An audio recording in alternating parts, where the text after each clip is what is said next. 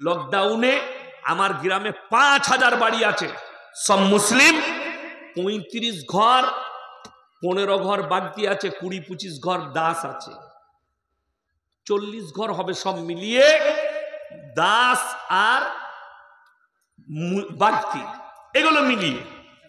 লকডাউনে আমার কোনো ভালোবাসার লোক অনেক খাবার পাঠিয়েছিল, এটা গরিব দিকে বেটে দেন, লড়ি করে আমার কাছে এসছে।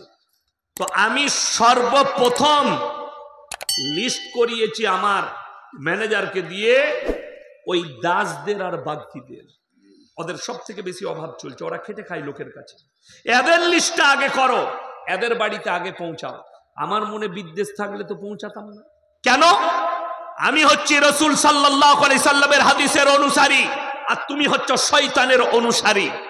আমার নবীজি সাল্লাল্লাহু আলাইহি সাল্লাম বলেছেন, তুমি দেখো না তোমার বাড়ির পাশে কে আছে, সে হিন্দু হোক, দলিত হোক, আদিবাসী হোক, ক্ষুধার্ত হলে খাবার দাও, বস্ত্রহীন হলে বস্ত্র দাও, বিপদে পড়লে পাশে দাঁড়াও।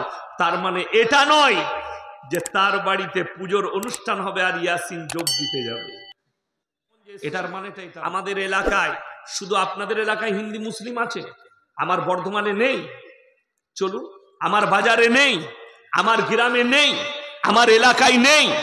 আপনারা গিয়ে আমার থানায় জিজ্ঞেস করবেন, থানার নাম গলসি থানা, ইয়াসিন সাহেব কেমন মানুষ, হিন্দু মুসলিমের সঙ্গে আমার ব্যবহার কেমন, আমি তাদের সঙ্গে কি ব্যবহার করি।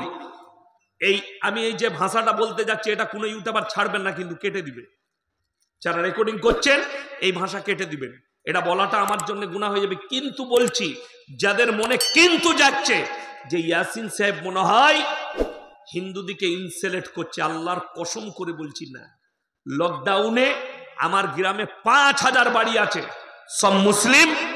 ৩৫ ঘর ১৫ ঘর বাগদি আছে, ২০-২৫ ঘর দাস আছে, ৪০ ঘর হবে সব মিলিয়ে দাস আর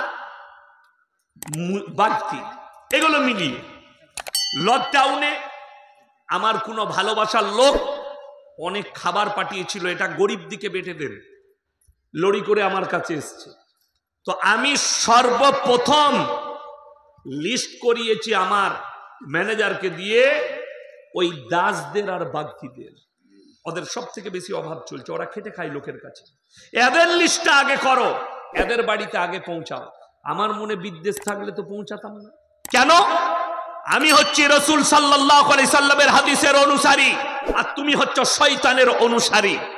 আমার নবীজি সাল্লাল্লাহু আলাইহি সাল্লাম বলেছেন, তুমি দেখো না তোমার বাড়ির পাশে কে আছে, সে হিন্দু হোক, দলিত হোক, আদিবাসী হোক, ক্ষুধার্ত হলে খাবার দাও, বস্ত্রহীন হলে বস্ত্র দাও, বিপদে পড়লে পাশে দাঁড়াও। তার মানে এটা নয় যে তার বাড়িতে পুজোর অনুষ্ঠান হবে আর ইয়াসিন যোগ দিতে যাবে, এটার মানেটা এটা নয়। শুনেলেন, কোরআনে আছে লা ইলাহা উলাই ওয়া লা ইলাহা উলা, তোমরা দুটো নৌকায় পা দিও না। আমাদের দেশের কিছু লোক দু নৌকায় পা দিয়ে আছে, ওই দিকটাও রাখ, এদিকটাও রাখ। কিয়ামতের দিনে যদি ঠাকুরের দিকটা ঠিক যায় তো ওই মালে ঢুকবো, আর এই দিকটা গেলে এই দিকে, মানে দুটো দরজা খুলে রাখছে।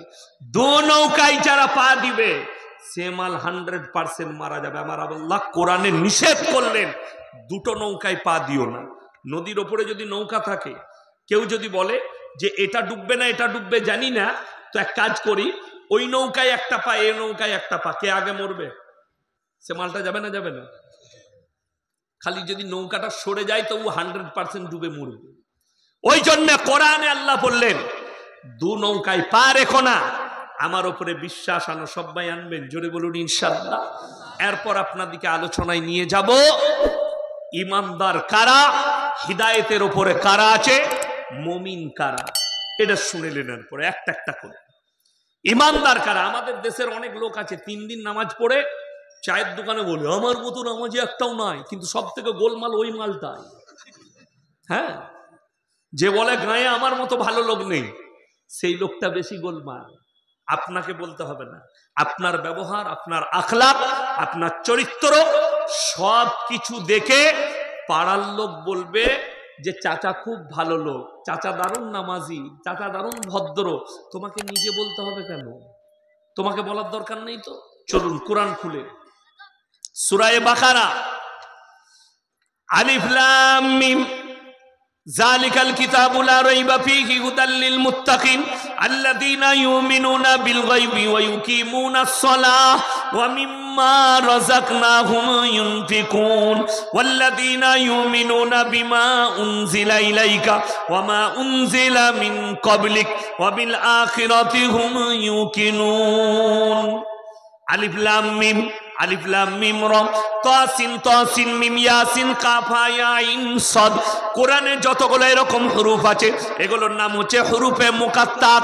এর মানেটাই আল্লাহ ছাড়া পৃথিবীর কেউ জানে না। কিয়ামতের দিনে আমি আল্লাহ রাব্বুল আলামিন আমার বান্দাদের সামনে বর্ণনা করব। তারপরে আল্লাহ বললেন যালিকাল কিতাবু লা রাইবা ফি, আমার এই কোরআনে বিন্দু মাত্র সন্দেহ নেই।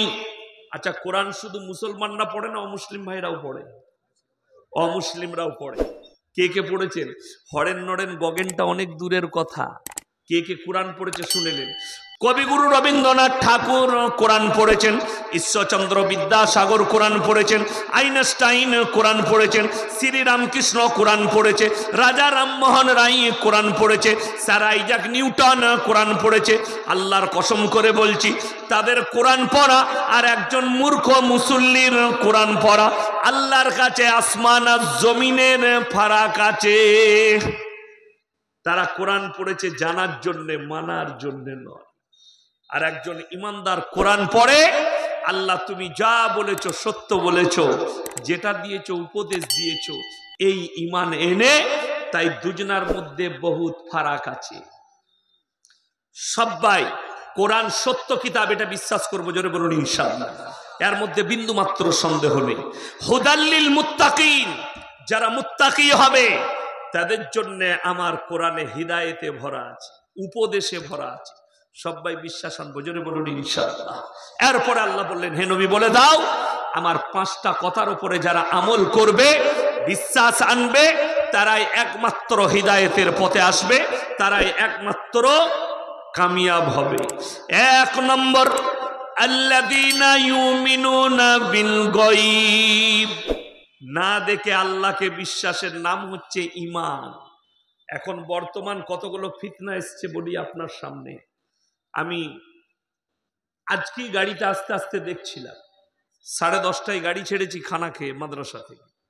গাড়িতে দেখছিলাম কি একটা জিনিস দেখবেন, এখন মোবাইলে আসছে, ফেসবুকে পাবেন, ইউটিউবে পাবেন, ইউসুফ নবীর ঘটনা। একটা সুন্দর যুবককে ইউসুফ নবী বানিয়েছে, একটা মেয়েকে জুলাইখা বানিয়েছে, বাদশার বিবি একজনকে বাদশা বানিয়েছে। দেখেছেন না দেখেননি আপনারা? এইটা যারা দেখবেন তাদের ঈমান নষ্ট হবে। আচ্ছা, ইউসুফ নবীকে আমরা কেউ দেখেছি? দেখেননি। জুলাইখাকে কেউ দেখেছেন? দেখেননি। এই দেহ ব্যবসায়ী মেয়েটাকে জুলাইখা বানিয়ে দিল, এই দেহ ব্যবসায়ীর ছেলেটাকে, আর্টিস্টটাকে বানিয়ে দিল ইউসুফ নবী। ইউসুফ নবী আগের মতো অপবিত্রিত ছিল না, পতিতালয়ে জন্ম নিয়েছিল। এই সিরিজগুলো যারা দেখবে তাদের ঈমান কমজোর। আর এটা দেখে বিশ্বাসের নাম ঈমান নয়, না দেখে আল্লাহকে বিশ্বাসের নাম হচ্ছে ঈমান। জোরে বলুন সুবহানাল্লাহ। আচ্ছা, আপনারা কেউ আল্লাহকে দেখেছেন এখানে? বলুন। দেখেননি? দেখার ইচ্ছা আছে না নাই? সকলে জোরে বলুন ইনশাআল্লাহ আছে। যদি দেখতে চান, আপনাকে আইয়ুকুম আহসানু আমালা, ভালো আমল করে মুমিন হতে হবে আপনাকে দেখতে গেলে। যদি বলেন কেমন করে দেখবেন, আমাদের বাবরা যখন মেয়ে দেখতে যায় তখন কি বলে, তোর লেগে একটা মেয়ে দেখে এলাম, খুব সুন্দরী মেয়ে। তখন তুই যাবি, আজকে শুক্রবার, পরের শুক্রবার তুই যাবি। তখন আমাদের মনেতে লাড্ডু ফুটে, আল্লাহ আমি কবে দেখবো মেয়েটাকে। তাই আমি যখন গুজরাটে পড়া শেষ করে যখন ইরফানিয়ায় পড়ি, কিরাত, আমার মা সেই বছরে আমার কিরাত পড়া শেষ, আমার মা ফোন করলো, বাপ তোমার বিয়ে ঠিক করেছে। আমরা হায় হায়, কি করলে? কোথায়? তোমার ফুপুর মেয়ের সঙ্গে। আমি পড়ার জীবনে কুটুম ঘর ঘুরিনি, পড়ার জীবনটা পড়াতেই কাটিয়েছি আল্লাহর কৃপায়। কুটুম ঘর জানতাম না। তো আমি বললাম তাইলে আমি দেখব। বললে তাইলে দেখতে হলে তুমি বাকরা ঈদের ছুটি পড়বে, ছুটিতে চলে এসো। যাব। আব্বাজি টাকা পাঠালো, আমি টিকিট করলাম, অমুক তারিখে টিকিট ছুটি পড়বে, যাব। তো আমি রোজ একবার করে টিকিটটা বার করে দেখতাম, আল্লাহ আজকে কত তারিখ হলো। ভেতরটা খালি বলতো কবে টিকিটটা হবে, কবে যাব, কবে দেখব।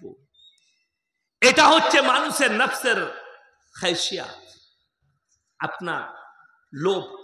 আমার যিনি অর্থাঙ্গিনী হবে, যদি একটা বিবির জন্য তোমার মনে এরকম হয় যে আমার যে স্ত্রী হবে, অর্থাঙ্গিনী হবে, তাকে আমি কবে